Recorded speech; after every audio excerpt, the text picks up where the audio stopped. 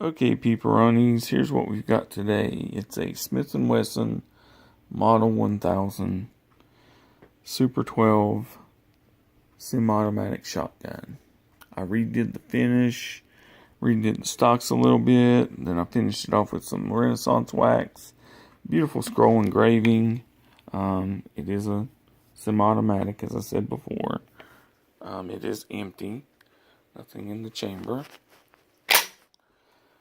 Beautiful chrome bolt, and under, and here you have the Smith & Wesson logo, which I think is really cool. A nice recoil pad on it. These are the shells I got out, some 2 3/4 and 3-inch. This particular shotgun, if I can get this to focus. Yeah, Smith & Wesson. This is made in 1980. I contacted Smith & Wesson, and they told me when it was actually made. Smith & Wesson Model 1000 Super 12. It's on safety, but if you take it off safety and it is, unloaded, it has an excellent trigger. Just sweet trigger. Of course, I slicked up the internals a little bit, so that probably helps. But yeah, it's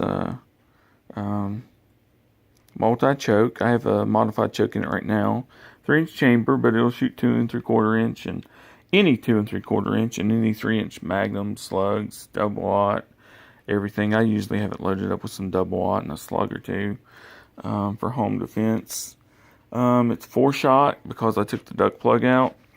Another thing that's wrong with that usually goes wrong with these shotguns is the shock buffer or the washer, that rubber washer that's in the magazine tube. It goes to crap after a while from heat or whatever. People putting solvents in there, and it gums up the whole works inside internally. So the first thing I did was order that from Numeric Gum Parts and changed it out, cleaned the magazine tube out, redid the spring, took the duct plug out, readjusted everything, which it has a self-adjusting gas system that is pretty much good to go for any shooting that you want to do. Like I said, it has multi-chokes, and I have the modified choke in it right now. It's the only choke I really like because it gives a good pattern, and it also, this thing's really on there, and it tightens everything up, but it's not too tight. And this comes out, and, down in there is all the goodies. But this is what regulates the gas, actually.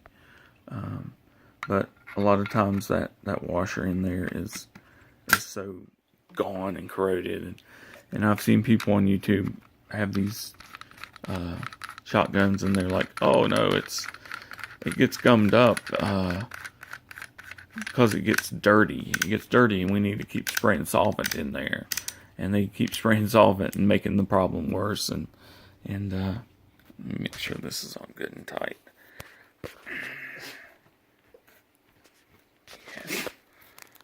Yeah, that's got it. Okay. Excuse my mess. We're about to, we've been cleaning stuff out today. But yeah, it's a great shotgun. I mean, very accurate. It's got the double beads, a mid-length bead and a bead, gold bead on the other side. I had another one before. I redid it too, and I gave it to my son JJ.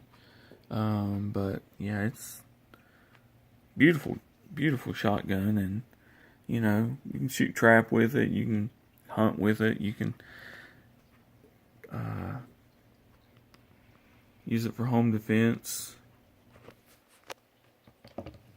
It's just,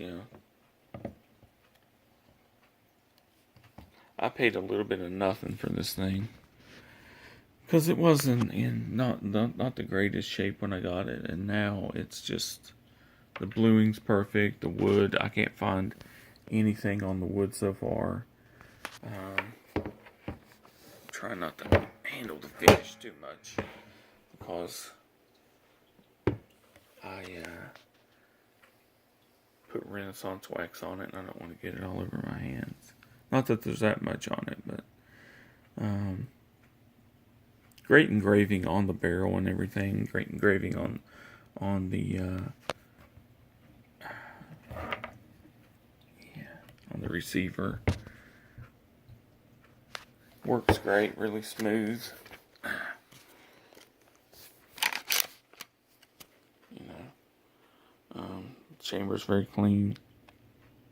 It's very smooth.